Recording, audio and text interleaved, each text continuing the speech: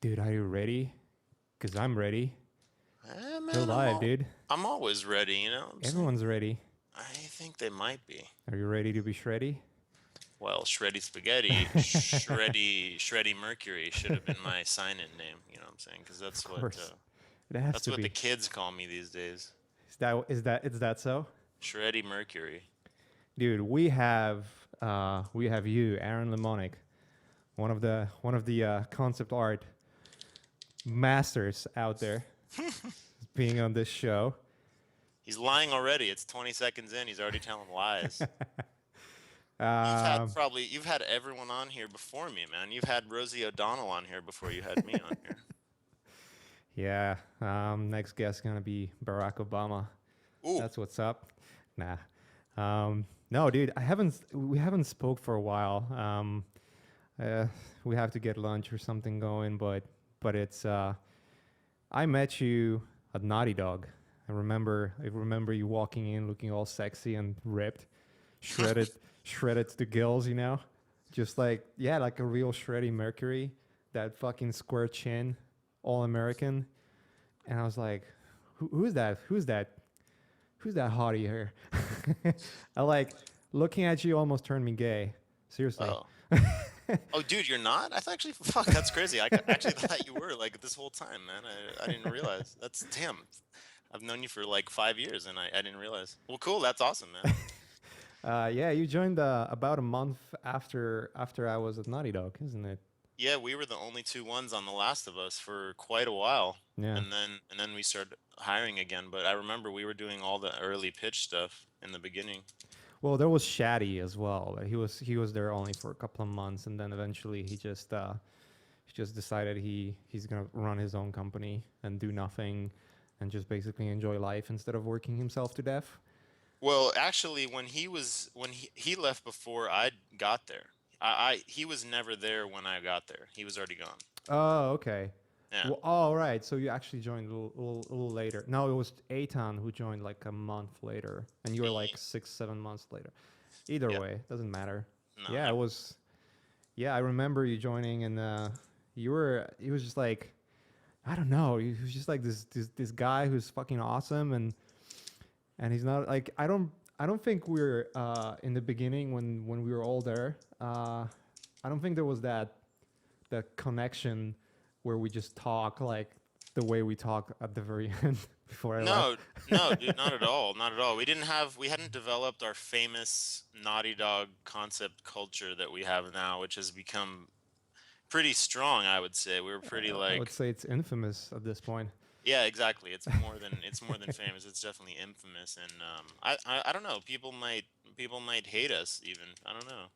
But you know what, man? We love everybody. We fucking love Of everybody course, around it's that all about place. love and creating amazing art. So, It's, dude, how have you been? I haven't been in touch with you for a while. We all work quite a lot, so but I've seen your name popping up here and there, and you've always either at the gym or working out, getting all shredded, or painting. So I haven't seen you in a while. yes, that's some version of any of that. Painting, like to exercise. I am a big advocate of like body and mind, you know? Like I know Yeah, that sounds like I'm not being a fucking art douche right now, but like I do think that a very large part of stress management, which is super key for being successful in our industry because you're stressed as fuck all the time, that I think the physical side of it, keeping your body healthy as much as you can, it honestly really helps you yeah, not dude. flip out. I know you know what I'm talking about. I know you get into it. Of course I do. I'm actually planning to get a little bit more involved with some weight training. Get that help me with my jiu-jitsu game. But yeah, it's just like if you're actually last 2 weeks, I've been so fucking crazy with work. I haven't almost done anything. I only went once, and I can tell you, I feel like shit. There's something about working out and training and just basically taking care of your body that basically makes you feel and act like more productive. Even though you're physically more tired, perhaps, and sore and whatever, you're still your brain is performing on different waves, and the endorphins you're getting from the fact that you're working out is actually pumping a lot of energy into you, and you feel like you can do anything, right?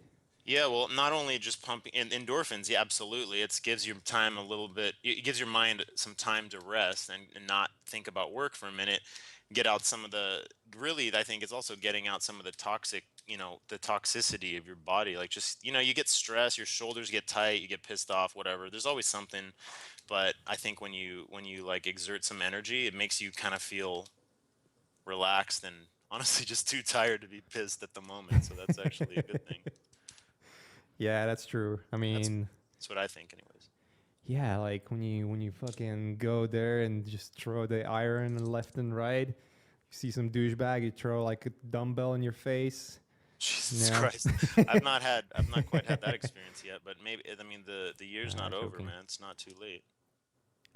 But yeah, so for those who are joining us, and majority of the people that are gonna watch this and listen to this show already know who you are.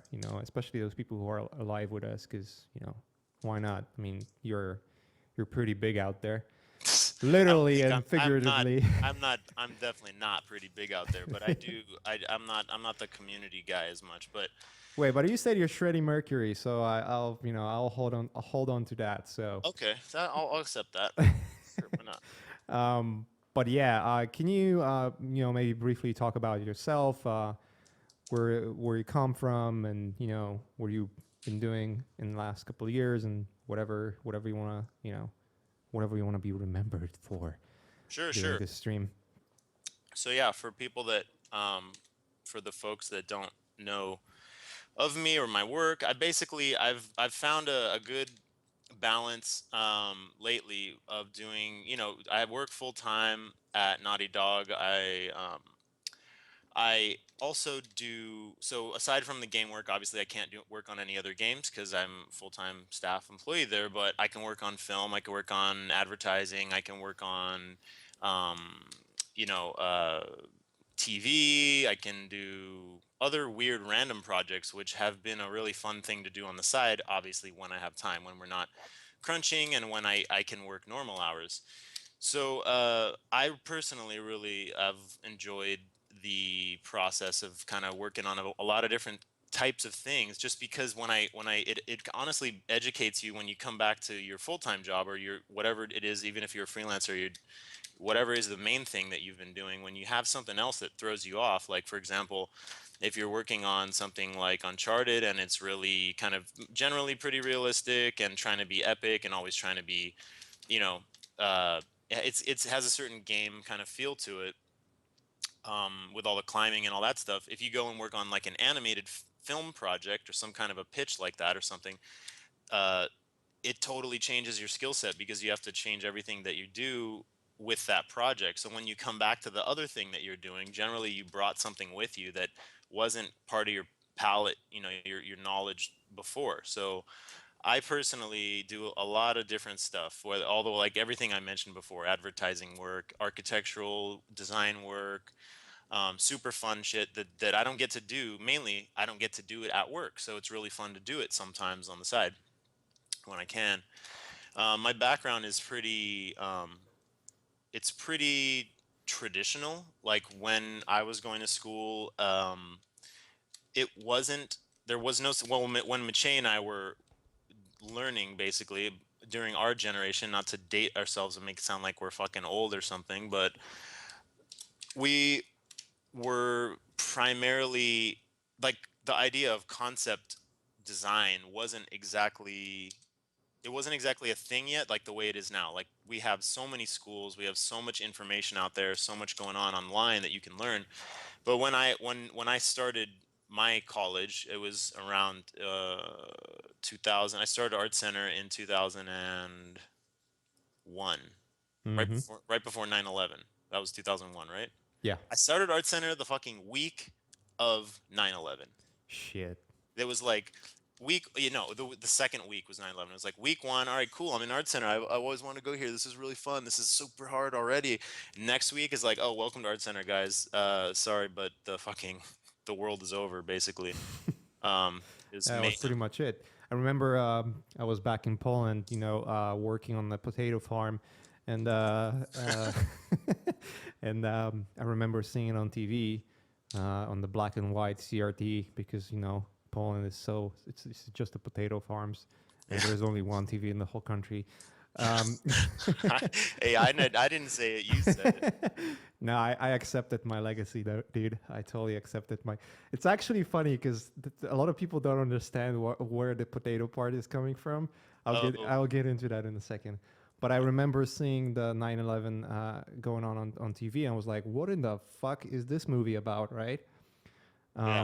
And then I was like, "Holy shit, that's actually for real." So yeah, that was kind of a end of the world sort of scenario going on there.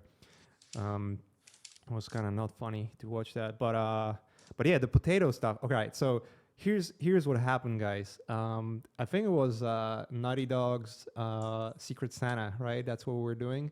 Oh, yeah, that's Yeah, exactly what it was. we Yeah. were basically we were basically what we were doing. We're drawing like taking like ballots and figuring out who's gonna buy a secret present for whom, and and I think you got me and I got you.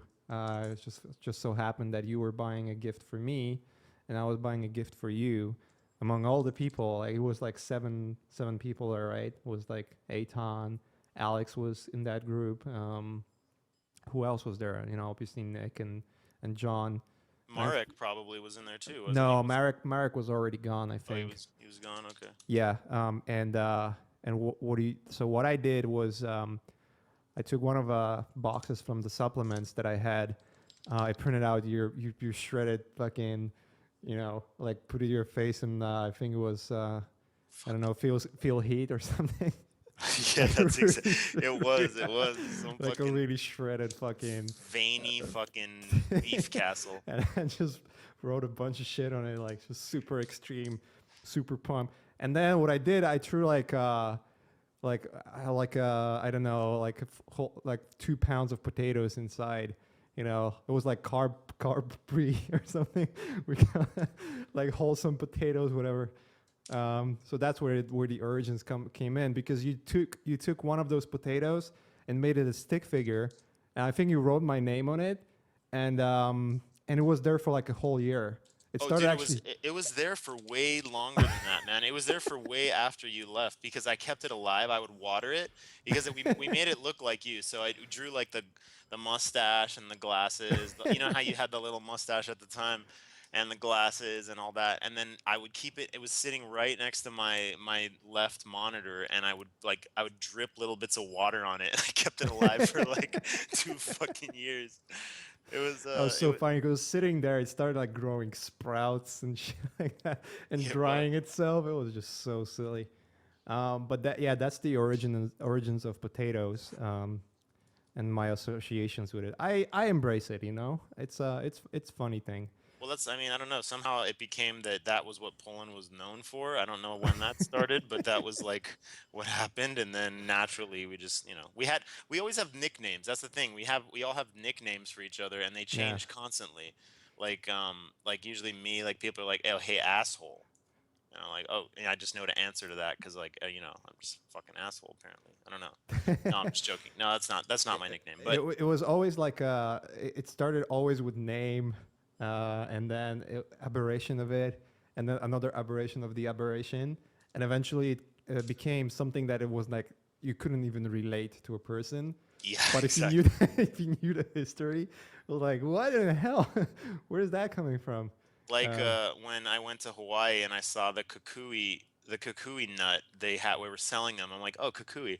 And then I came back and all of a sudden you were named Machui Kukui after that. That lasted for like 6 months and then it became something else after that. yeah, there was always like an evolution that basically went over time. So if you would join the crew at the very end, and you would hear someone else being called like a specific name, you wouldn't even doesn't make any sense, right? Yeah, exactly. Yeah, fucking good times, dude. Good Yeah, times. man. But anyways, continue. You were at Art Center. Yeah, So art center, my background was a lot of like traditional drawing and painting, and I didn't really know anything about concept art until I was already doing concept art. I honestly didn't.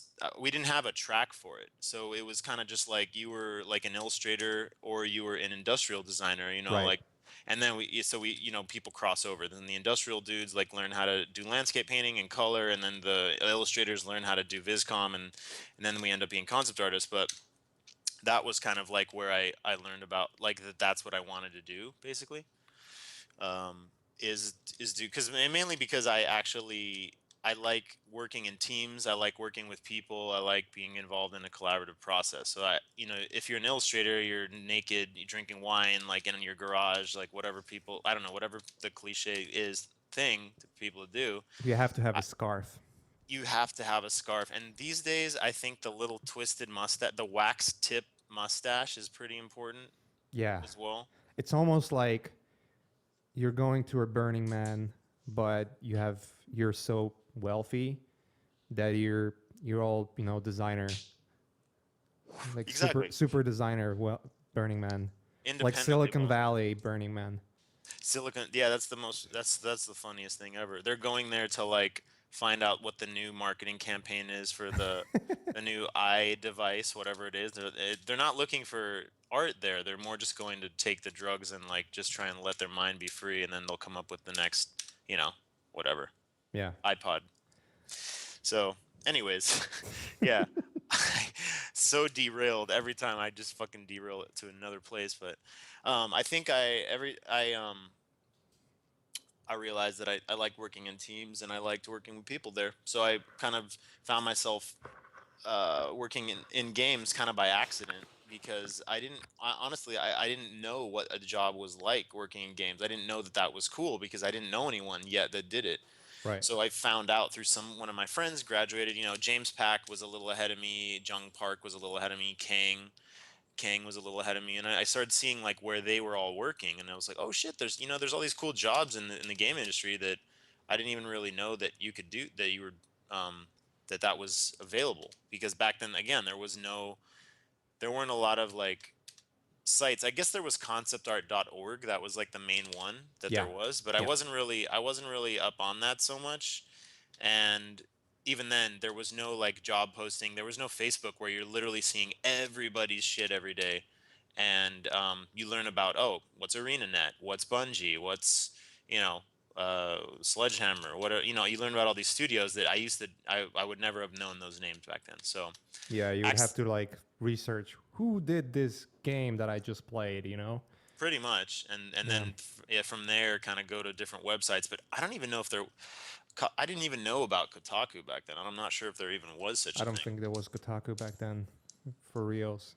Yeah. Yeah. Imagine a world where people um they I can't mean, go on Kotaku. when YouTube was created was like 2005, 2006. That's when Yeah. 2005 where it's when YouTube came around, and it was like low res fucking videos. It was just like horrible to watch. Yeah. Yeah. 2007 is when Facebook started to come around very slowly. Right. Yeah. Yeah, you're right. You are right about that. So that's like not even a decade ago. Like that's so not far away from where we at right now. It I know. was totally different. But you get to finish Art Center, huh? I did finish Art Center. I let's see, I graduated in, what year was it? 2005. So I Okay. graduated in spring 2005, and I was working for a studio called Neversoft during my last term at Art Center. So during eighth term, I got hit up by a fine artist named Greg Simpkins. He's Crayola. He does really dope fine art. Mm-hmm. And he's pretty well known in the fine art community. But we had been doing a lot of graffiti together for several years, murals, or just kind of not together always right next to each other, but crossing paths through mutual friends. And so we Right. kind of knew of each other, whatever. And he saw my stuff and recommended me to some friends that he knew. He was working at Treyarch, I believe, and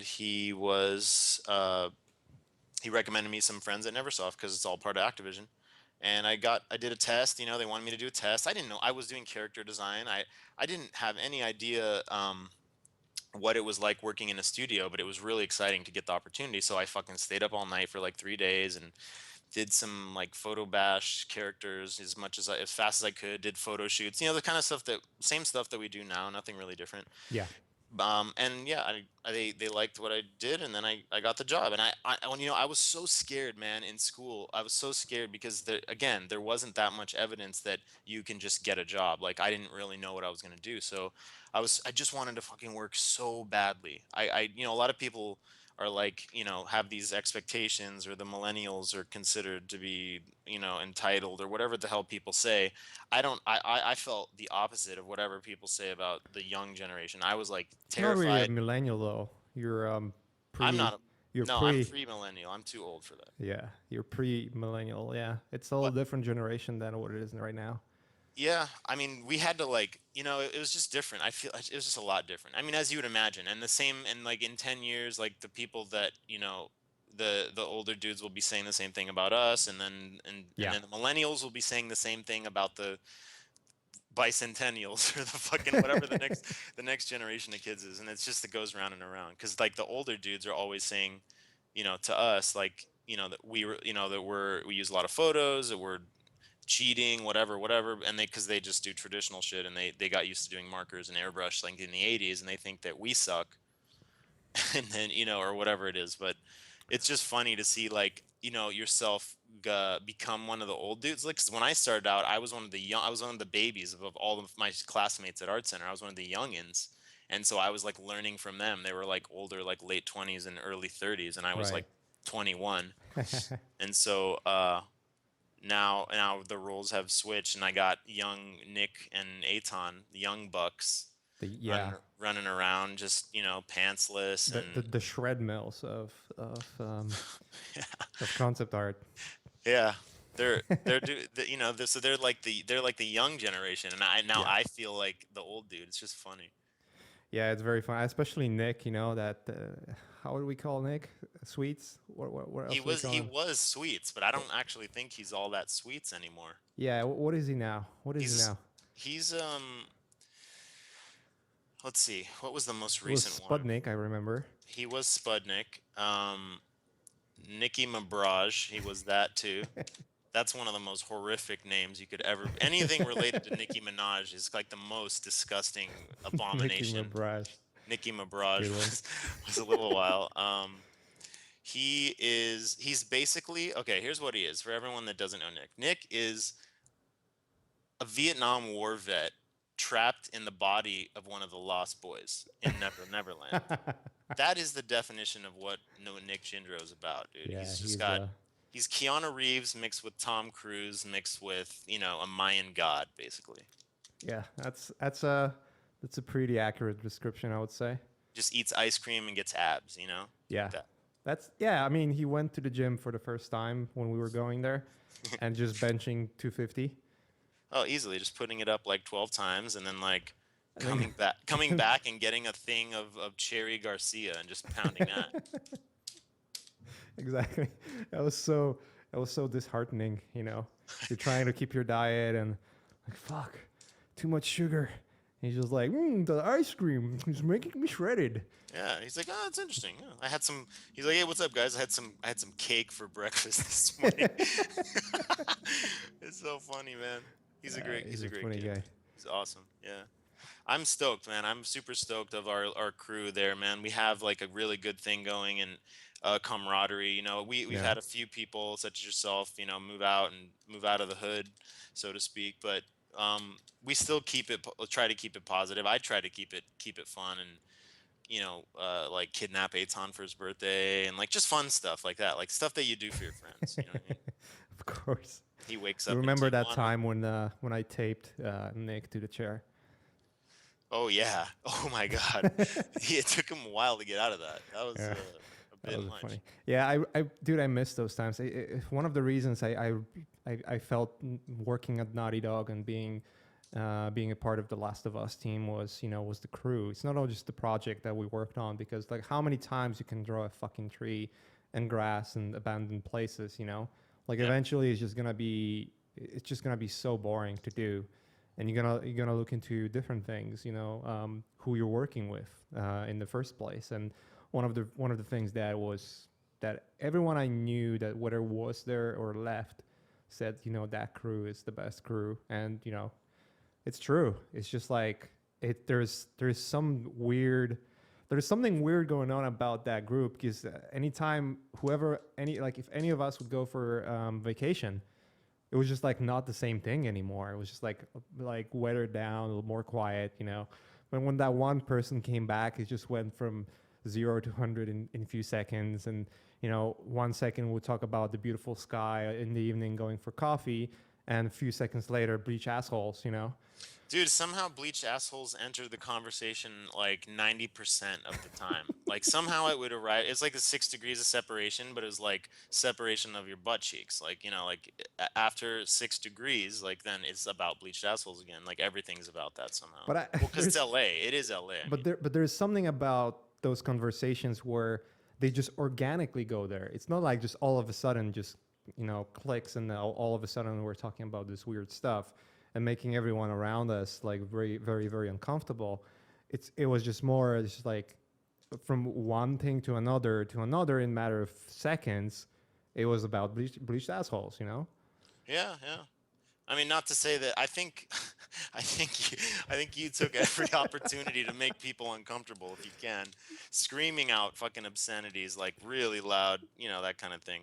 But you know what? I think that at that point, the people we were surrounded by were like the Illuminati dogs, I like to call them, like the dudes that have been there forever, Yeah. and some of the old school cats Illuminati like dogs. Hatfield and some of those the Yeah. Illuminati dogs. It's just a joke because they've just been there for a long time, but Yeah. you know they've heard it all. Everyone that was part of the game industry like before our generation, like the people that were in the industry like in the 90s, those people, like the studios back then, people got so fucking wild that you know like there would be like fist fights in Neversoft like back then, before That's well, when we awesome. were like kids in high school. Like the dudes that were in the industry then, like you could actually like have a disagreement with someone and like wrestle them in the office, like for real, not like playing around, but like Yeah. trying to choke somebody. And then it's like, oh, it's all good. We'll go back to the party, have your get a glass and have some of the keg, and then everything was all cool. Like there was no. Now it's like HR lawsuit, Yeah. official, you It's all know, different. warnings. You know, it's a totally different industry. So I back to the what I was saying is I think that it was just mainly because the people around us were very gracious and accepting of our stupid behavior. For sure. I mean, it's still going. So it's like sometimes it's so offensive. I'm just curious, like why it's still going. Well, I think honestly that in general we joke around a lot. We have like in all seriousness, we do joke around a lot, and we do kind of, you know, but we know who we're close to, and Yeah. we would never do anything to like actually offend anyone. No. The Yeah. Of people course. that we joke with are always like, you know, they get it. Like I'm always double checking with Jason across the wall. Like, dude, JP, like, are you JP? Are you cool with like? We don't want to, you know, fuck your shit up. Like, is this okay? What we're talking about? He's like, oh yeah, yeah, I'm with it. Don't worry about it. I'm with it. Just want to make Yeah. sure that nobody's like disgusted. You know, 'cause I don't want to do that. I just want it to be a fun thing. Yeah. Of course. I mean, we would always go there. You know, making sure that you know all the really fucking vile conversations we would have, they only would happen, you know, among the people that were supposed to hear it. You know, That's the way that's it for should. sure. So you do some freelance as well, right? Yeah. So far this year, I've done some AR company stuff. You know, augmented reality stuff Mm-hmm. that was really fun. I've Oh, done nice. some TV work. I just finished up on that, a new TV development of a new IP that will be coming out sometime in the near future, which is really fun. And then I've done some advertising work too. I did some design work, the weirdest stuff this year. Last year was more typical concept art jobs. This year it's been weird.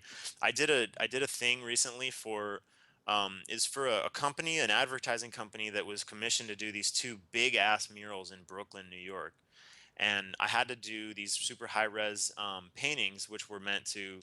There was specific things that they wanted Mm-hmm. from it, but it was basically just like a fun. It wasn't something that was that, you know, technically difficult. It was just a fun piece, some Yeah. kind of cool, jungly, awesome environments and stuff like that, Mayan temples and whatnot. And that was it. And basically, the way they do it is, like you go downtown and you see like the World War Z is this entire side of a building or whatever movies coming out at the time. I saw, what was it, Avengers. They do it, Hmm. but it's literally photo real. It looks like the movie poster, but it's Yeah, the they have entire those side of a blocks, building. right? That they know, like they code with paint, Hmm. with numbers, and they have like the outline.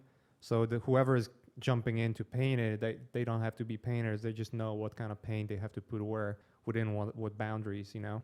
Yeah, it's like paint by numbers Yeah. practically. And they basically project your image onto the building and make sure they have it divided up into quadrants, and they just mathematically calculate what those colors would be, and they Yeah. copy it with like giant airbrushes basically. It's And like it looks painting dope. Like, pixels. dude, yeah, paint by pixels. And the one that I've seen downtown, like all the ones that they do, people think that they're printed out or something and they're put up there. No, they paint that shit. Those dudes go up there and they just paint the wall. It's totally insane. Yeah. That's But awesome. anyways, I did a couple of those, and then I have another TV thing that I'm gonna be starting for sometime pretty soon. Damn, Daniel. But Damn, Daniel. what the fuck is that, dude? It's just damn Daniel, dude. Damn Daniel. Okay, well that old devil. You, Um, you have you seen Damn Daniel before? no, I No, haven't, you should just YouTube that shit later dude. on. What were you? Did you have any money on the McGregor fight? No, I didn't. I did watch it though, and it was one of the best fights I've ever seen. Those I dudes fucking slammed each other. That was a fucking real dogfight, dude. Yeah, it was. Yeah. I kind of McGregor wanted. first two rounds was just fucking killing it, and then at the end of the second round and the whole third round, it looks like he's gonna get KO'd, dude. I saw that he was getting bombed on, and he has got the strongest chin to not get knocked out by Nate, like bombing on him like that, because most other people would have gone down for sure. Yeah. I mean, talking about Nate, fucking getting basically wobbled and put down like three times, and then standing up and putting up the fight till the very end. Fuck. Yeah, he just went into guard and like caught him and got himself back, like got his brain back in order, and like Yeah. and like took like 2 seconds, and then he just pops back up like a fucking, like a jack in the box, and he's ready to go Yeah. again. It was a good one. I've You know what I read today, that Nate took home 2 million, even though like for the loss, and Connor got 3 for the win. I Yeah, thought like yeah, that's dope. and they also gonna get the pay per view commissions too. So Oh there's yeah, gonna be much more money coming in. You know. and then they're gonna do a third fight and get like 10 million each. Oh yeah, for sure. I mean, the trilogy fight is gonna be the biggest thing, obviously. The only thing that can probably beat it would be Conor fighting Mayweather. Oh, dude, I wish. That'd be crazy. You never know, dude. Mayweather called out Conor. That's just fucking He did. I don't think Connor would funniest. fuck up Mayweather at boxing. If there were rules, if No, it was an he would MMA be. fight. Yeah, I mean, it's if anything is gonna be boxing, and he's just gonna get fucked. Yeah, because he's just it's not his primary thing. Yeah, he's a good boxer, but not Mayweather level at all. Like nowhere close ever. Yeah, I would man. argue. I would argue even Nate is a better boxer, but Yeah, Nate's fucking insane. I really kind of wanted him to win because I like Nate Diaz a lot, but I was kind of bummed. It's all good. yeah, it's all good. It's all good. Um, but yeah, man. Yeah. So you've been doing your thing, training, and you've been doing quite a bit of work lately. I know. It's not about me though. It's about you. I have a question for you actually, and it's more of a sort of like a conversation that I wanted to get going. You've been pretty much like me, and we're both kind of a little different about that. You've been working in the studio and you've been freelancing as well. And I just maybe for everyone who's listening, what would be the major differences if you could tell any that you see in terms of like the positives and negatives of both worlds? Sure. So I'll tell you about it really comes down to your personal preference, but I'll tell you the characteristics of both sides. So like the joke I was making before about the naked dude in his garage, doing oil paintings or whatever, that's like the old school illustrator. If you're that kind of person and you don't like being around people and having to be in the office at a certain time and a certain place and getting and snapping your fingers and having to be creative at 9 in the morning or 10 in the morning, whatever your thing is. If you like to kind of wind up to it and get your do it at your own pace, then freelancing is probably a better thing because you have the freedom to do things when you want. You can work at night, you can work in the morning, middle of the day, take a break if you don't feel like it. But that's the positive side of that. And freelancing, you have higher rate, your day rate is higher, and it needs to be higher because you don't have the stability of the health insurance, and you don't have the stability of like constant work. So you should be charging more for that, in terms of an hourly rate. Benefits of studio job also are just, for me, I'm a little bit no, I'm not a little bit, I'm very, very ADD, and I need to bounce. I like to bounce around a lot. I like to, like, not physically bounce around, but I like to take on different tasks a lot, and I get distracted sometimes. Yeah. So me having a schedule where I'm in the office and I'm working and I'm focused, and you have Stranger Things on in the background, you know what I'm saying? And you got something going to keep you focused, and you can just go through 4 hours, and it keeps me on a schedule. And then when I'm done, and I come home, I can either work on personal work, I can do some, like, if I have an online class, or I have like tutorial or whatever it is, I could choose to do something else when I want. But I know that the work I have to do is in that time frame, and anything else that I sign up for is on me. That's like my own thing that I Yeah. want to do. So that's a benefit of, of having, for me, that's what helps me having a full-time staff job. um, and downsides to it are, you're on a project for 2 years. If you don't like that project, you're on that project for 2 years at least, sometimes three. And if it was Last of Us, then it would be 4 years. Like, that's a long time to be on a project. Yeah. So some people get sick of that. Now, if it was something that you really like if you're really into Destiny and you love sci-fi and you work at Bungie and all you do is draw spaceships and cool bridge designs and drop ships and docking bays all day, and that's what you're into, then you'll have a great time, and you probably won't get tired of it in 4 years. You Um, will. I'm pretty sure you will eventually, but Yeah, you're right. I mean, I guess whatever it is that you're doing, if you're doing it all day, every day, then you're gonna yeah. actually, no, that is a good point. Because my last job at High Moon, which I had a very good crew at High Moon as well. Those were some cool cats. Those were my good buddies still. We were doing only stylized 80s robot stuff. We were doing Transformer franchise, but the stylized, like, comic booky one where everything is painted and there's no Yeah. photos and there's no photoreal, there's no 3D. You're just doing paintings of like these stylized robots all day. um, was I eventually, I'm like, dude, I want to, at a certain point, I was like, I want to go, what, Naughty Dog, hell yeah, I want to go work there. I want to do some natural landscapes, some snowy mountains and some trees and some cool organic environments, because all I painted was mechanical stuff for 4 years pretty much. So Yeah. you're right. Anything seems that, and again, back to my point about why it's so important for me personally, again, personal opinion, it's important for me to have the one job, and then have my other jobs, like, that I do on the side, that I'm allowed to do, because it gives me that flexibility where I don't ever get too tired of it, because I come home and I'm designing some sci-fi hangar or something, and then I go to work and I'm doing, like, giant jungle mountain landscapes with waterfalls or something, and they're Yeah. totally opposite. You know what I mean? Yeah, it all depends, I guess, how you approach to studio work. If you think of it as, it gives you a stability, it gives you like this tasks that you can complete within the time frame, and there's, usually, especially for concept artists, I don't, there's not that many concept artists that are basically, crunching all the time. It's more of a, you know, uh, game design or other artists that are doing it more than concept artists. But anyways, it kind of gives you that stability. You know that at the end of the month or at the end of every week or bi-weekly or whatever, you're gonna get that paycheck. It's always the same. It's always gonna be it gives you like the stability. It gives you like the baseline that you can jump off from and do everything else you want. And also, you're never in a situation where um, you're gonna be overloaded with work or you're not gonna have enough to keep yourself busy, especially like if you really need to be, keep yourself busy with work, for instance, right? Like you say, you have ADD, so I'm pretty sure you would want to have something going on regardless whether you're having a job or not. Like I just fucking need to do something, right? Always, yeah. You got to feel Right. productive. Yeah. So that full time job is kind of giving you that. Granted, the difference is obviously, you're gonna probably get a little less money from doing that than doing freelance, and you're stuck with a project for a couple of years, and so those are the sort of like the drawbacks of working in studio.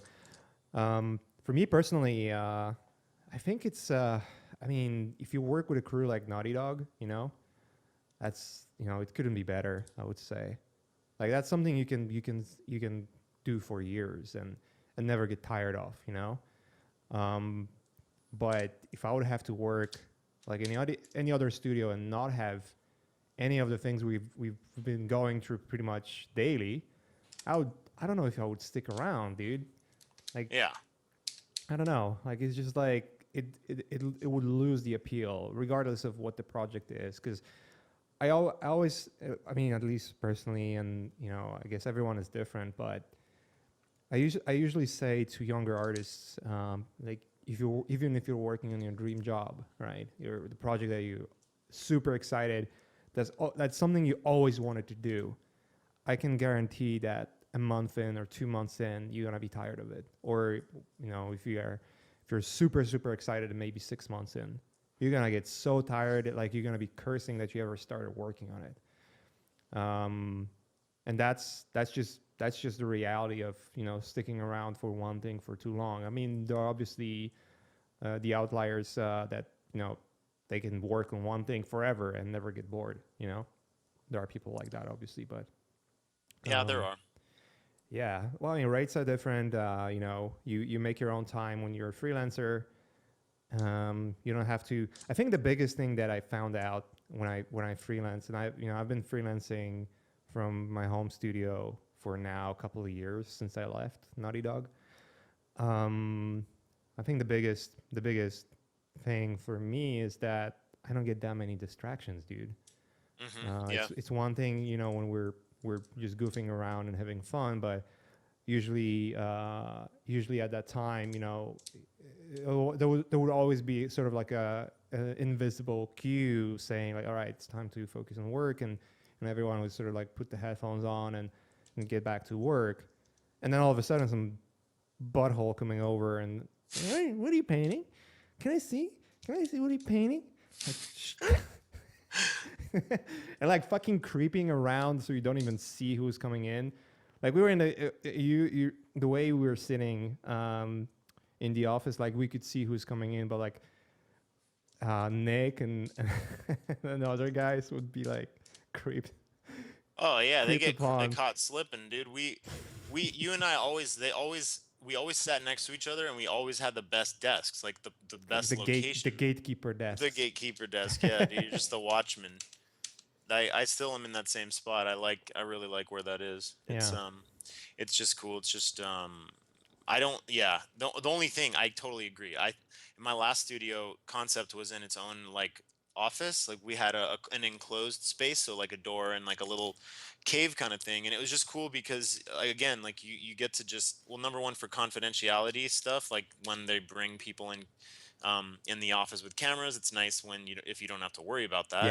Yeah. But also the just the idea that we can not be distracted by the constant back and forth that's going on because we generally unless you're in a more of a managerial kind of role and you're kind of doing more lead work, then obviously you're up and out of your desk all the time. But normal concept artists that aren't doing that, you don't really need to be interacting with people on like an hourly basis because if you did, you wouldn't get any work done. There's no Yeah. way to manage stuff and like deal with people and then also get a ton of painting done. There's no way to do it. It's impossible. So so yeah, we had our own little thing and it was awesome, man. We'd all kind of like just play music. We could even play music out loud because it wouldn't, no one else would hear it, and we just switch off who was doing that, and just kind of have just work all day and chat the same way you and I are doing right now. But that's what we do, and it was perfect to just have our own little spot. Yeah, But you kind of want to wind up for work, right? Like when you're focusing, okay, this is a part when I want to really, get some designs going, think it through, make it really good. And it's like when you're rendering something, it's a different story. Where you're just like rendering an illustration, adding details, like it's very mindless. But when you have to come up with concept, like that's the time you really want to focus and be focused and not distracted. And then all of a sudden, someone comes over, oh, it's a meeting time, or like, hey, what are you doing? Or asking you like really stupid questions. What would And be it's an just like, example of a really stupid question? Like if you're like, what would be the question? what brush do you use? Oh God. What brush are you using here? No, it's just like there was, because when you're painting, especially when you're doing something really cool, like when you're working on a really cool concept, it's visually appealing, and you're gonna have someone, coming by and looking at the screen is like, oh shit, that's awesome stuff, And for in majority of situations, it's not really like ill intentions to come over and it's like, oh dude, this is awesome. Can I look at it? Um, the truth is, it's like you're already focusing and you're in the mood of creating something good, and then someone just like snaps you out of it, and that's like that I found to be one of the most annoying things. Being in the office environment where you would be snapped out of that you know thinking process or whatever you're doing. Like I personally have that momentum that I build up over time, and once I hit that peaking point, I can go on forever and not even look at time, and then I almost like wake up from that flow a couple of hours later. It's like, oh shit, it's already end of the day, you know. Mm-hmm.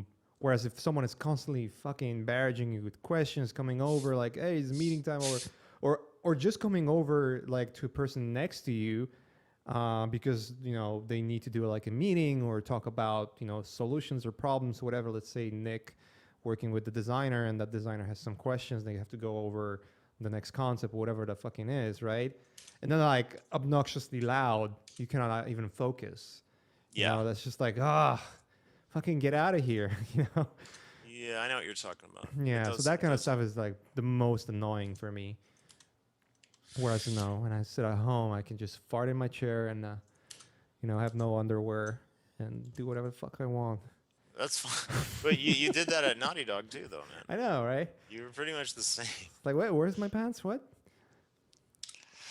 Yeah, Yeah, that's man. true. It's pretty crazy. But yeah, no, it's interesting. There are a lot of different ups and downs to both positions, I think, but it really does come down to preference, Yeah, for sure. Because yeah, again, like freelance, yeah, you do. It's true, you do have a higher day rate, but that means that you have to be working 40 hours a week, which is full time. So if there's Yeah. lapse, if there's downtime, that eats into your overall year annual profit and all that kind of stuff. But I will say that there's a huge appeal of, obviously, grass is always greener on the other side. I love working in house. Again, I love dealing with all the people that I do. I love working with all the folks I do. But the freedom, you always think of when you don't have time to run an errand or do something. You're always thinking like, damn it, that's true, man. Freelancers, they do just get to do whatever the fuck they want and anytime they want. I don't know, man. It's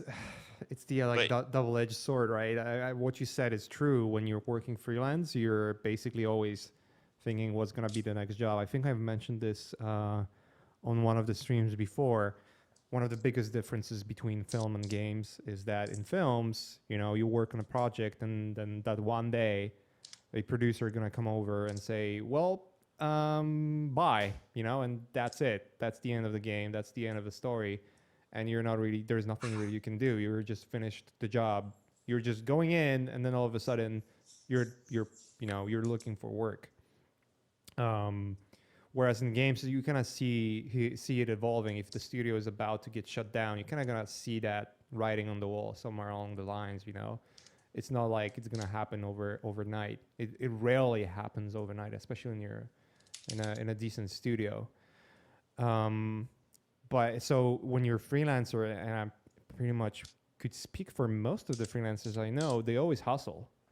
Like you're mhm. always like, I already have a job. It's going well. I'm working for whatever Avengers or Transformers, like any other films. You know that film's gonna happen, but fuck, you never know because you've seen it. You've seen it before. You've seen like the biggest project getting shut down, and you wanna get that profits going. You have the higher rate, but now you have to buy your own insurance. You have to have your own 401k. So it's like you're missing a lot by not having full time job. So you kind of want to like, I don't know what's gonna be in 6 months. If that's gonna be the time where I have as many projects as I have now. What if I don't have any? Like, what if no one is asking for any work? Because that can happen too. Um, so you're always like, oh, I'm gonna pick up a few projects now because I have that opportunity. So you're gonna hassle and you're gonna work your ass off. You're gonna work 120 hours, 100 hours a week, like no time for errands or anything. You're just like missing on life and shit. You Yeah. don't have that luxury of being free. Like the job is done, I can go home and relax, wind up, do whatever the fuck I want. They're like hustling, like, oh shit, I just finished that job. It's 8 p.m.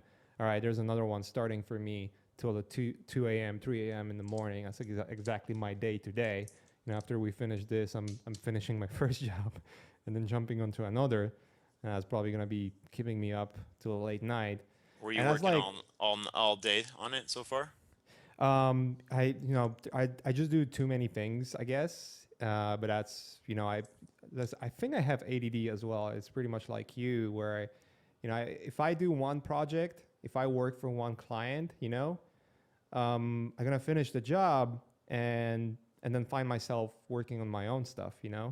There's a lot of things, like I just restarted work on Showtime, and I'm running Learn Squared, and creating new classes for Learn Squared, and making sure that the new teachers are on, and seeing how that's going, and all that stuff. There's just takes time, and then being a father, and that takes time as well. I have to have that time for family.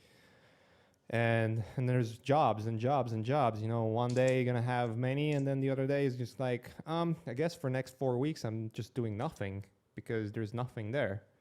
There's always a possibility of that. So you always have to hassle, and you never know. So I rather do more jobs than once, and then if that happens, then I can just take time off. And And that's ultimately for people that are wondering or considering doing freelancing. I feel like that is the mentality of a freelancer. It's you got to yeah, strike while the iron's hot, is the expression. You yeah, got to exactly. get the money while you can, because you don't know when you're going to have a lapse, and you need to make sure that as long as it's there, you're doing the work. So you always feel that pressure, and you can't just say, oh, I want to go to Hawaii with the family, or I want to go, because then you're thinking, oh shit, that movie, they just hit me up to do that movie, and I can't do it because it's only like 2 weeks, and I'm going to be gone for 2 weeks, whatever. Yeah, yeah, yeah. Or maybe just starts now. They need someone now, and you cannot start it. You're gonna have time later, but they need someone now, and they're not gonna wait around to see whether you're gonna be back or not. And Yeah. you might be missing an opportunity to work on something that would keep you going for a year. So you always there's that worry, like, shit, is that a right time and place to take a time off? Yeah, absolutely. Yeah, It's always the case. It's weird. It's really interesting. I feel like no matter what, you see the positive of the opposite. Whatever it is that you're not doing, you see the positive side of whatever that yeah, is. yeah. It's always that for sure.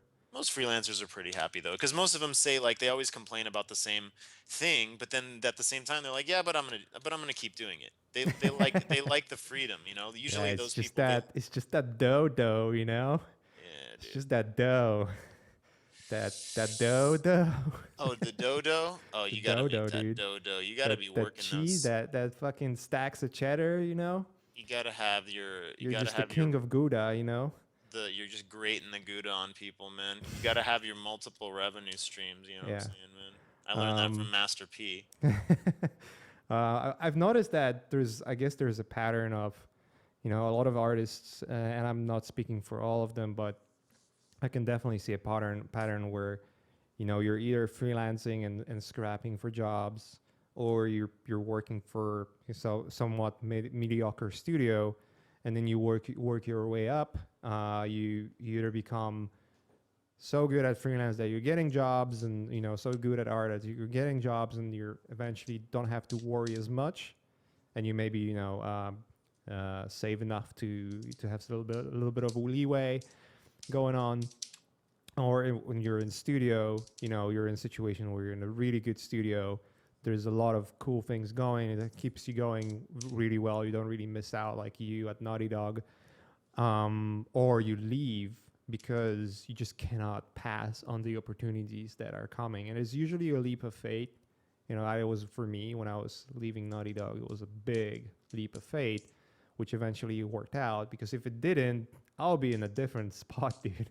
I'll be like, oh fuck, I just left a cushy job there. Yeah, but I think I sense that you had a pretty good idea that it would work out. I mean, getting in the union is not Yeah, always, that's a tricky, that's definitely, there's luck involved with that, yeah, but yeah, for sure. it's not like you knew, again, for people that are going to take a leap of faith, you knew that it was a good idea because you kept getting hit up for these various projects with production designers that are known to do union shit. So you knew that Yeah, at some point it would work out eventually because you were going to pursue that. So that was it. yeah. You knew it would work out at some point. And getting in union is obviously always a good thing, especially for what you get out of it. Working on union projects and all that. So Oh yeah, no, I totally agree.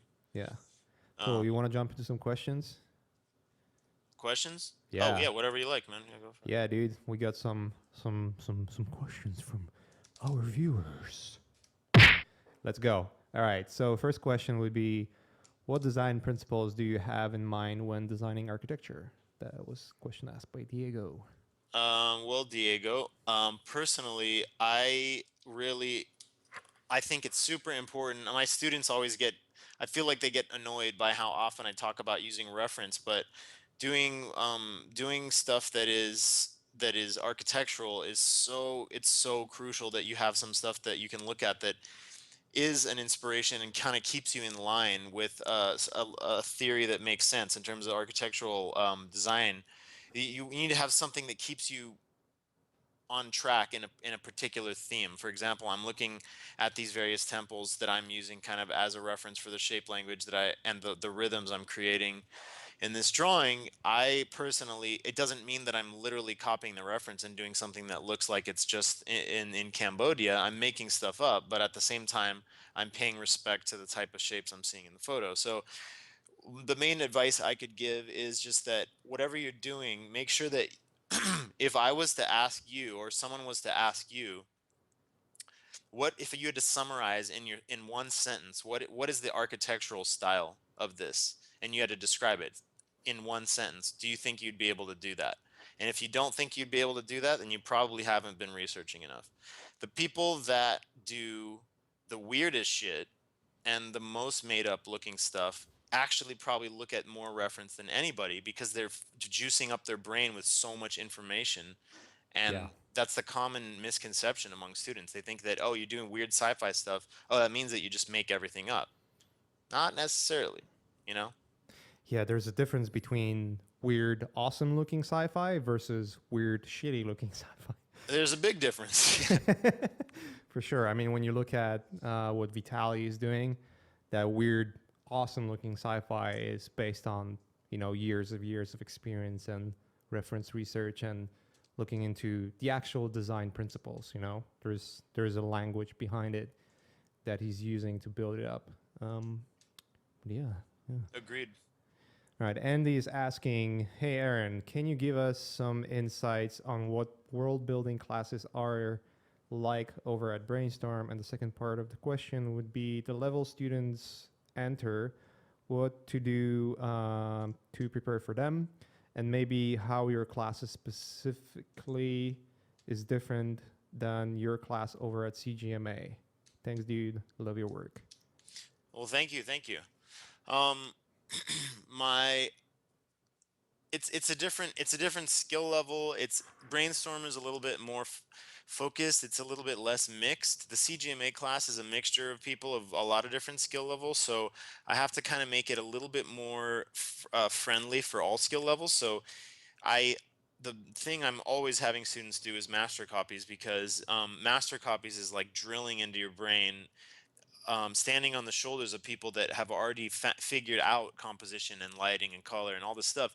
So I have people do a lot of master copies. I have people study and learn styles. And again, like what I just said about the question before about architecture, I always put, like, in both of my classes, or in all of my classes I've ever taught, I always ask people to describe in detail what they were going for and where they got their inspirations from. It's almost like, you're on trial. You're not in a negative way, but you should be able to prove to the court that you did your research, like, and that's in the learning process. It's kind of just something I expect from students, is to take this stuff seriously, listen to feedback, and to do your proper amount of research. It doesn't, and that's what makes you good. So my classes are very design focused and less technique focused. I'm doing less demos and more paint overs and lectures about design and stuff. I do demo as well, but it's very design focused, because I feel like that's one of my strengths over people that are better at technique and things like that, really cool techniques and photo bashing and all that, which I do as well. But I like design, I think, more than anything else. So Very cool. Very cool. All right. Another one would be from Poe. What is the difference between you were creating concept art for The Last of Us and Uncharted 4? well, as you know, Uncharted is a little more stylized. Not It's not as depressing. It's more like kind of it's a lot more lighthearted. So that Yeah. translates itself into the concepts. Last of Us, everything is subject matter wise is supposed to be, it's supposed to be beautiful but a little bit creepy. It's supposed to be we try to go for more things that are using more photography look, like post processing kind of look. In Last of Us, I feel like we did more of that. Uncharted is more, more colorful, more whimsical in its palettes, and a little bit more kind of lively in the palettes. And Last of Us is more starting with a naturalistic palette and then going just a little bit gritty, a little bit, dark with it. So slightly different feel, a really different feel in terms of the references that you're looking at, in terms of stuff that you're referring to, is just all collapsing buildings with overgrowth and all that kind of stuff, versus Uncharted typically has some kind of cultural influence. So you're looking at a lot of whatever that culture is, um, whatever that architectural style is, and all those different influences. So it's actually totally different. I know people could Yeah, maybe, it's don't you think? I mean, you've worked on oh both. yeah, for sure. Yeah, for me, Uncharted felt like if you would compare both to master painters or like master artists, like one would be almost like Jerome painting, right? Yeah. Uncharted, where it's like more magical, more like exploratory, whereas the other would be more like a photography of Gregory Crutzen, you know. Right. Yeah. So it's like more mystique, more settled down, but still with its own artistry in a way. Yeah. They're both very art heavy. They're both Yeah. really trying to do something artistic and really put a lot of pride into, like, how hard how a lot of pride into all the details and telling the story through the details and stuff. For as far as games go, we both, in both projects, we have the same focus, but yeah, they're super different I would stylistically. I would argue that the highlight of both projects were the beta notes for The Last of Us, dude. The beta notes. Oh my god, dude, you are a maniac, my friend. You are a maniac. Your beta notes. Yeah, the beta notes, and then those like black and white. What were those things? Those fucking those black and white images we did. We did some funny stuff, uh, man. yeah, that was some good times there. It was like for multiplayer or something. I don't Yeah, yeah. remember what It it was like was. the splash screens or whatever for multiplayer. Yeah, I remember that that. was Good times. hilarious. It was good times, dude. Those were really good times. The one with those shacks and people standing around. Yeah, you Oh had my like this god. old Chinese dude like barbecuing next to these bums, like these bums from Venice, California, and like it was all just jumbled together. But it didn't matter because it was so small that you couldn't Yeah. see any of that stuff. So it was just funny because yeah, nobody could ever tell. Yeah. You know? It's like when you look at it as a normal image, you're like, what in the fuck? But when you look at it in the thumbnail, it's just like, oh yeah, it's cool. It's really cool. So Yeah, for Uncharted 4, we had these these fucking baseball cards we had to do, and we did all of our faces. It was like 70s baseball players, like with the terrible mullets and those really bad colors. I did like a graphic design layout that looked like 70s graphic design, and then we just they're so tiny you literally can't see it, but they're in there in the Yeah, was orphan. it on the one of the Last of Us map, like a restaurant called Limonick or something like that? Yeah, I think didn't you do that or did Nick do that? I think Nick was doing that. Was One Zana some Banana or Yeah, Zana Bananas. It was like a smoothie bar. funny stuff. All Shit. right. Yeah. Next question from Eddie. Hello, I want to work on Naughty Dog as a environment concept artist. I know my work is not good enough yet and that the competition is tough. Do you have any advice? How can I impress you? Well, obviously, PEX. Pecs is important. You gotta have PEX is important.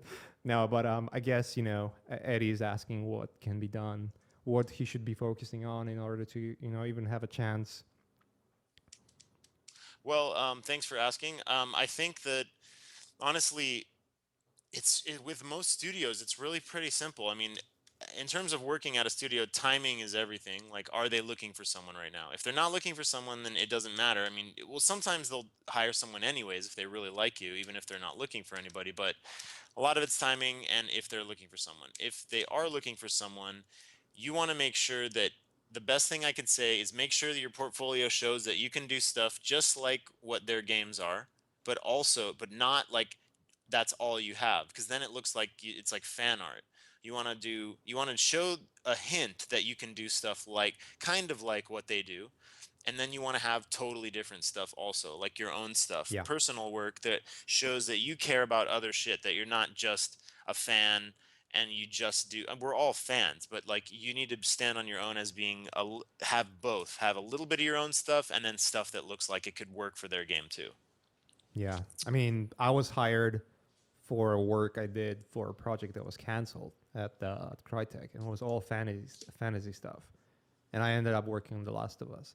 But the reasons they liked it was, the level of realism they saw, and that's what they were looking for. And I think I had few pieces from the other canceled project, which were very similar to what The Last of Us is. But again, it was just like only like 2 or 3 paintings. But that was like a good hint, and that's exactly what you said. You're hinting that you can do that stuff on the very professional level, but you also have your own style, you also have your own work, and you're showing that you can do a lot of diversity in the work that you're working on. I would even add one thing is that for Naughty Dog, if Naughty Dog is a very specific place.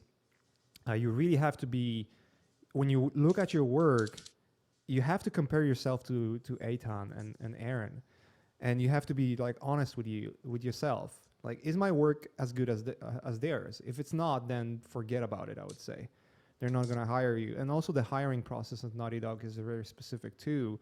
It takes months because one It of the does. It takes a long yeah, ass time, dude. it takes like, it's not like, oh, we like your work, let's go. No, it like you have to go through the test. Even though you're fucking best in the industry, they don't care. They will throw a test on you. I think I was the last concept artist hired without a test, or maybe you were as well, right? Did you do a test? I actually, I did, but not a Last of Us one. Right, but I did a painting for Uncharted, I think. right. Yeah, I think I remember that. But I was me and I don't remember if Eitan, but I think I was the last one because they were considering tests for concept art. The reason why they're doing tests is because they don't hire that many people. Even though the company is pretty large right now, they really pick and choose who they want to hire, because last thing they want to do is hire someone for a few months. Like a lot of people that work for Naughty Dog, they've been there for like years, like 10 years, 20 years. No, well, maybe not 20, but there's few of them that work there for like 15 years. Dude, there are people that have EP's been there for 20 years, I think, man. Like, What I the think fuck? there are All right. people that have been there for 20 years. Yeah. The real OGs, man. So it's like, yeah, it's like the company that basically don't have that much of a rotation. Obviously, I think recently there's more people coming in and out, but that's the reality of the business. Yeah. But overall, it's like once you work there, it's just like it's already a good job. You're not looking for alternatives, you know. Like I mean, I worked for Naughty Dog for a couple of years, and then I left back to Poland for a year, but I came back to Naughty Dog again, you know. Yeah. So that kind of shows I had options, but I decided, you know, Naughty Dog is the place I want to go come back to. So Yeah. Yeah. yeah, it's a very specific place, honestly. I do think if there's a studio you have your sights set on, and there's a place that you really want to work, um, even if like what Mache is saying, like you don't necessarily always need to be like as good as all the other people working there. Sometimes they want to find somebody that's less experienced and they want to like bring them up. Maybe they Yeah, see that they see potential in them. You know that yeah, hey, that's right. this person's a little rough around the edges. They haven't quite like gotten their fully professional look yet, but they have cool ideas and we like their overall style, but they're not polished enough. So then someone like one of the more senior artists or lead artists can take them in and show them the techniques and the ways that we work, and within a year they're gonna be great, if they already have the makings of Yeah. somebody that's gonna be good. You know what I mean? Yeah, you're actually correct. I mean, I was thinking about more in a way that it's almost you increasing your chances. You know, I always look at it in a way that you want to be you always want to compare yourself to the best. Well, yeah, yeah. I mean, of course. I mean, we all do But I that. agree. We all have people that we admire, and we all want to get better at doing what we do. Yeah, But yeah, I agree. It is important to do that. It is important to always compare yourself to those people, and that's a good thing. Like a healthy, not always like hate your work, but just be healthy, like about realizing your strengths and your weaknesses. And if you have a weakness, then get that shit up, keep work on it, improve on it. Like that's really all it takes. It's not really that much more. It takes time. You got to be patient. See, I think people aren't patient enough. Like it takes a while to learn some of these skills, so you got to yeah. repeat it over and over and over. I'm gonna jump a few questions. Share your gym routine. Nobody asked that. You um, you know my gym routine. You've done it like 50 times. no, I someone asked it really. It's just you go downstairs and you get shredded. That's the routine. I actually don't go there anymore. I go to LA Fitness now. Oh, you do? All right, Yeah. all right. I drive You're for like tired. 5 You're tired of all the old people It's and the just too small and it's too expensive and not good enough. Like if I'm going to pay that much, I want to have a really good gym where I have like good equipment and a lot of space to, right. Yeah, do stuff. yeah. So, LA Fitness is bigger for sure, and it's 5 times cheaper. yeah, it's like 25 a month versus 90 a month for that Yeah, bullshit. So I'm not down for that. yeah, for Yeah. sure. Just yeah. Was a question. What's your experience like working at Naughty Dog? We kind of half of our conversation was about that. Uh Um, yeah, let's jump to indeed. that one. A lot of Naughty Dog talking. All right, the boy band design of Final Fantasy 15. That was a question asked before. I've seen it before. What? um, let's jump into more questions here. Someone was asking, like, what do you think about the boy band's design of Final Fantasy 15? But we had that question last time, so I'll Ah, skip that one. Zach is asking if your work isn't up to par to get a concept job, would it be beneficial to apply for a non-art related position just to be in the studio until your art improves? no, because well, I would say no because unless you really need like if you want to get a job or okay, let me start over. I'm mumbling now. You can do that, but just realize that if you do that, they're going to want you to stay in your position that you are. They're not going to want to leave and have to hire somebody else for that position just so that you can jump into another department. Sometimes they'll let you do that, but a lot of the time they'll be like, "Oh, you just took this fucking job just so you could switch departments? Come on, now I got to find somebody else." They Yeah. don't like it. They don't like it. And if you were hiring, you wouldn't like it either because it means like you wasted Nope. your time. Yeah.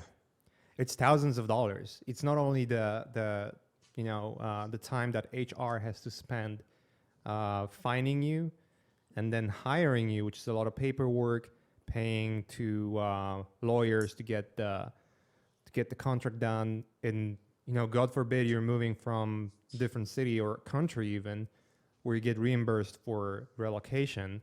The hiring process is like literally jumping into tens of thousands of dollars just because of like everything that is just accumulating over time. Yeah. The work of people that are trying to get you in, and if you're out of the country, getting you visa and getting you relocated, like there's so much shit that has Oh, to happen for you. you Yeah. know more than most people too, because you did the whole thing twice. If I was if I was to pay for relocating myself, I would never be able to relocate, Yeah. especially from US to, or like, you know, overseas basically. That's like thousands of dollars. It can easily get into like 10, 15 grand Oh, I know. It's easily. nuts. Yeah, it's like if you think about plane tickets alone, that's already a lot of money. Then, you know, packing a lot of your shit. If you're, you know, that's not even considering moving furniture. Then getting like a temporary apartment, which they have to reimburse you for, which is like thousands of dollars in West Isle LA. You know, especially in Santa Monica area.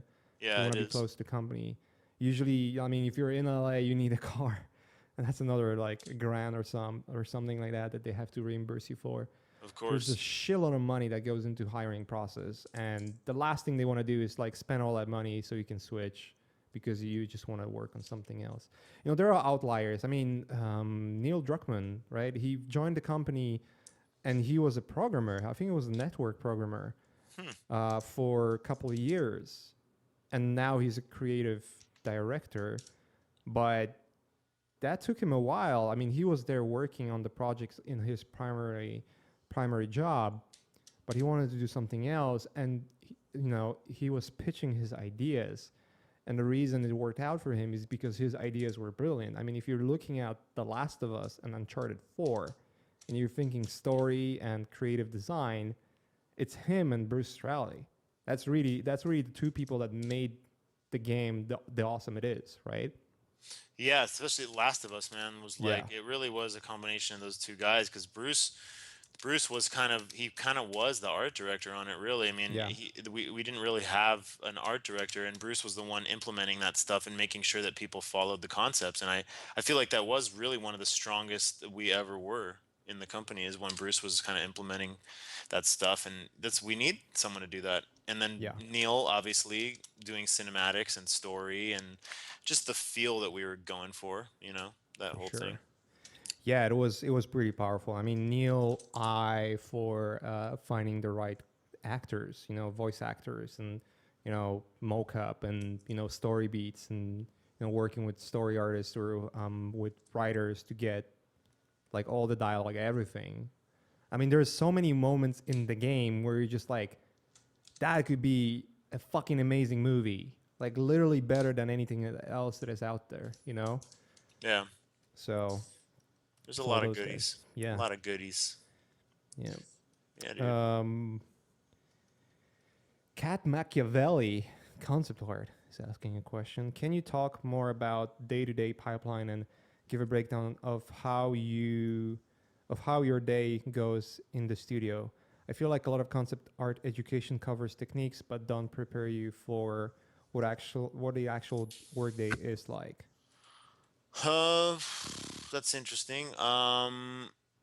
The workday, I wouldn't worry about it. It's not very difficult. It's just you on a normal day. It's just you have tasks, you have a lead, or if if you're just a concept artist working full time, I think you probably will have a schedule figured out for you, and you just have deadlines that you need to hit, and you just sit down and just do it. Like that's generally it shouldn't be a stressed out thing for most of the project unless you make it that way yourself.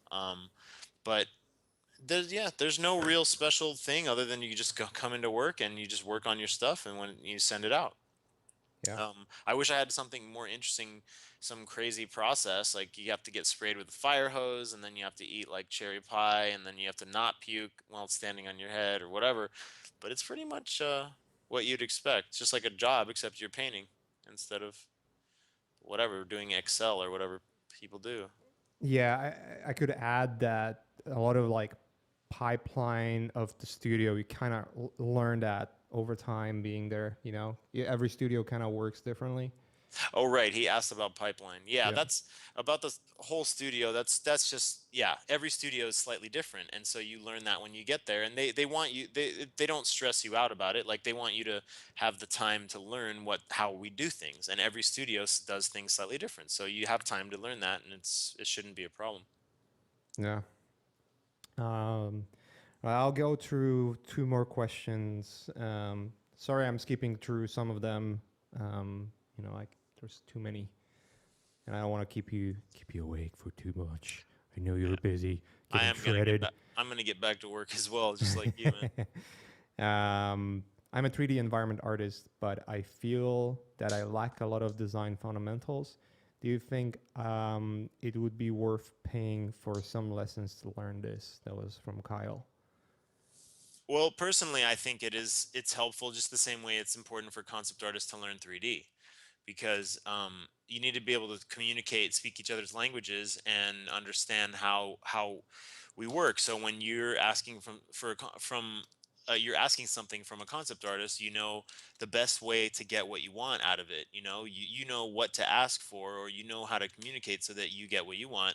Same thing as a concept artist, it's important to know some 3D, because when working with a 3D artist, you want to be able to um, you want to be able to ask them the right questions and explain things the right way, and come up with and know what things are going to translate and what things aren't going to translate. It's just kind of that's just the way it is in general. So yeah, I think it's definitely important to try a little bit of that. I couldn't agree more. Couldn't agree more. All right, last question. That's from Roboto. Should we still apply for a job if your year's experience is not enough as they need?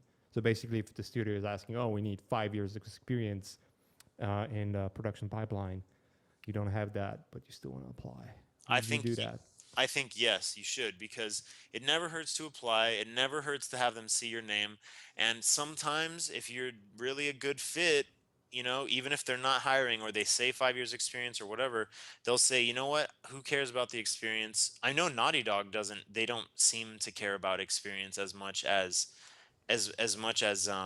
other studios do. Other studios are very hard up about experience. Like Activision studios are very like you're fitting into a slot, like a different level of that job, Right. and based on the number of years you're working, you can't be a lead if you've been working for 2 or 3 years. It won't ever happen. They just won't do it. They want people with their more experience. Other studios, they actually don't. They say that as a formality because they don't want somebody that's just applying because they're a fan and they don't have experience. But if you're really good and you only have 3 years and they want 5 years, I'm sure they would be cool with it. Yeah, I agree.